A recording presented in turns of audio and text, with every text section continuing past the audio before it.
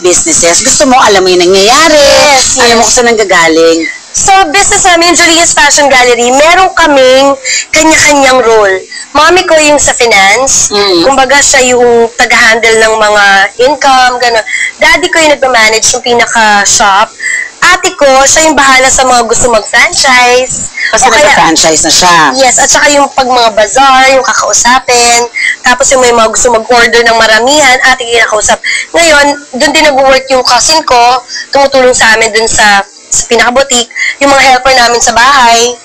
Sila, kami gumagawa nito. Tapos ako yung nasa, kumbaga, creative side. May business ka Ako na. yung mascot. Meron ka pang natutulungan. Yes. Yeah, Dahil nagkaroon po ng time dati, nung bakasyon, Balikan mo na siya. yung mga fans ko, parang, sabi na, naisip ko na, baka pwede silang bigyan ng business, or pwede silang bigyan ng bagay na magagawa nila, and at the same time, kikita sila habang bakasyon.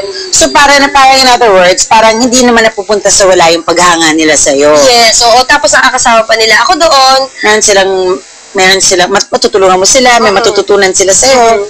Maganda nga yung ginawa mo.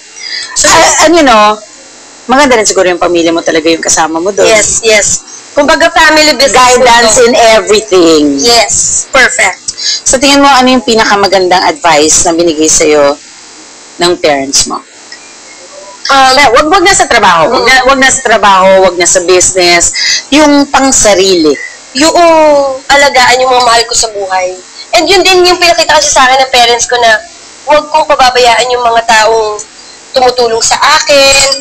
Huwag kong pababayaan yung mga taong nagmamahal sa akin. So, yun.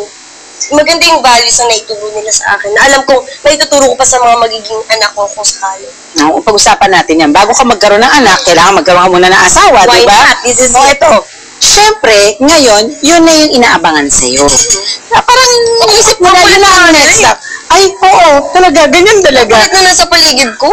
Diba? Natural kasi yun. Kasi yun ang inaabangan nila. Yun na yung pinaka-next milestone ng buhay mo eh. Yun na dapat, eto na yung next, ikakasal ka na. Kung halimbawa, dumating yung time na yun, do you think you're ready for it? Kasi, major decision yan. Yung papapakasal, siguro unang-una bago ko ikwento yung mga feelings ko tungkol dyan, gusto ko lang malaman po ng lahat na 28 na po ako. Dahil yung iba kasi, nagtataka sila, ang bata-bata mo po papakasal. Hindi ako 16 o 18, 28 Matanda na po siya. Nasa tamang edad na po ako para mag-settle down. Dahil lang sa pigtail mo eh. Why not?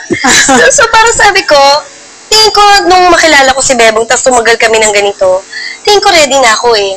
Dahil, kumbaga parang, hindi lang dahil nasa tamang edad na ako, kundi dahil settled ka na. masaya na ako sa lahat na nangyari sa buhay ko. And kung may mga mangyayari pa, magiging thankful na lang ako sa mga mangyayari pa. Pero sa lahat na na-experience ko, mula nung bata ako, hanggang sa nagtrabaho ko, hanggang sa daanan ko tong showbiz life, hanggang sa mga susunod ko pang dadaanan, masaya na ako. So, tingin ko, yung magkaroon naman ng sariling pamilya, yung magkaroon ng sariling anak, aalagaan mo yung sarili mong anak. Kasi mahilig po ako sa bata. At hindi naman po ibig sabihin na mahilig ako sa bata, marami po ako magiging anak. Hindi naman ibig sabihin gano'n. Kasi bala ko rin magkaroon ng preschool eh. Ano yung gusto, no? Marami pa akong gusto ko ng farm, marami pa akong gusto. At gusto ko sana magawa ko yun ng kasama ko na si Bebong. At tingin ko ready na ako. Do you feel na siya na yun? Oo. Sana siya na yan, di ba? Feel ko na talaga na siya na. At yung mga may ayaw pa sa amin, hayaan na kayo, bahala kayo. At dahil, ito, ang goal namin ay mapasaya ka today, meron kaming hinandang special message for you. Why not? What you see is what you get. No? The way people see her on television,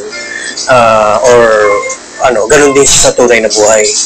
Kung paano siyang kababli, kung paano siyang kakulit, ganun din siya, no? Kumbaga walang pretenses, walang put-ons, magulo, makulit, maingay.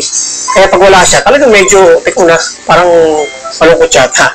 Ordinaryong tao, marunong magbigpit, marunong mag-ayos ng gamit, talagang masipag, hard work. Yung hindi siya punctuality. Oo, hindi siya nang bibitin. Hindi niya pinapahiya yung ibang mga artista.